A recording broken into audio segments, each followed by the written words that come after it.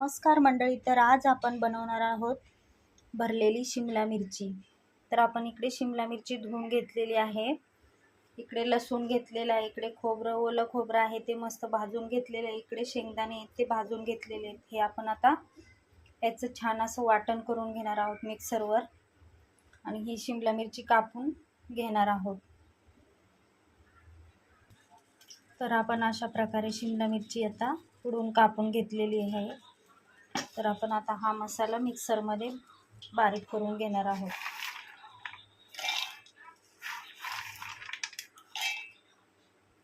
तर आपण आता यामध्ये खोबरं मिक्सरमध्ये बारीक करून घेतलेलं आहे, इकडे शेंगदाण्याचं कूट बारीक करून घेतलेलं आहे. त्यानंतर आपण आता याच्यामध्ये कांदा लसूण मसाला टाकलेला आहे. त्यानंतर इकडे आपण लाल मसाला घेतलेला आहे, तो पण थोडासा टाकून घेऊया. त्यानंतर आपण चवीनुसार मीठ टाकून घेऊया. त्यानंतर खोबरं टाकून घेऊया. आता हे सर्व एकजीव करून घेऊया आणि आपण आता हे शिमला मिरचीमध्ये भरून घेणार आहोत.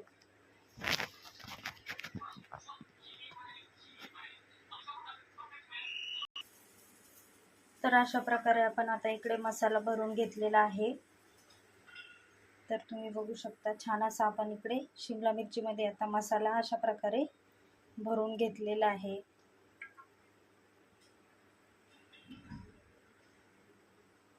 आणि इकडे कढई आपण आता गरम होण्यासाठी ठेवलेली आहे. तर आपण आता त्यामध्ये थोडंसं तेल टाकून घेऊया. आपली कढई गरम झालेली आहे. तर आता तेलामध्ये आपण थोडेसे जिरे घालून घेऊया.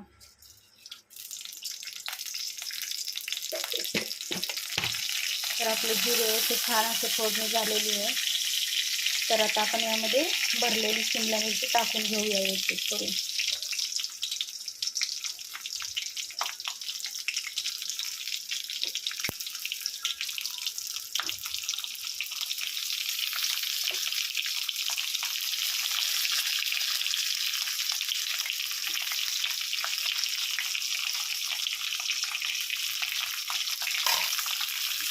तर आता ही आपण अशी छान अशी फ्राय करून घेऊया.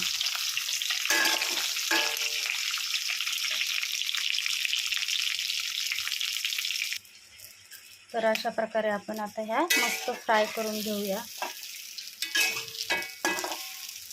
ते कवळ्या असल्यामुळे छान अशा फ्राय लवकर लवकर होत आहेत.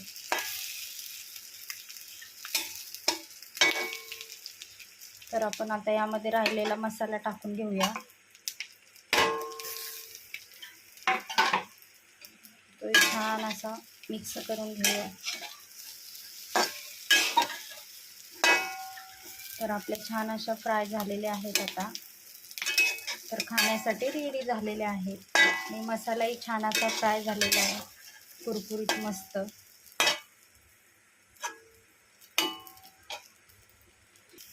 तर अशा प्रकारे आपली छान अशी शिमला मिरची फ्राय झालेली आहे. तर आता आपण खाण्यासाठी काढून घेऊया. मस्त अशी छान अशी तयार झालेली आहे.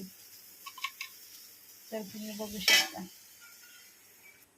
तर अशी छान अशी आपली शिमला मिरची आता भरलेली तयार झालेली आहे. तर तुम्ही अशी चपातीसोबत मस्त खाऊ शकता किंवा डब्यालाही छान अशी सुकी देऊ शकता. तर खाण्यासाठी रेडी आहे. तुम्ही नक्की ट्राय करा. व्हिडिओ आवडला असेल तर नक्की लाईक करा, सबस्क्राईब करा. थँक्यू.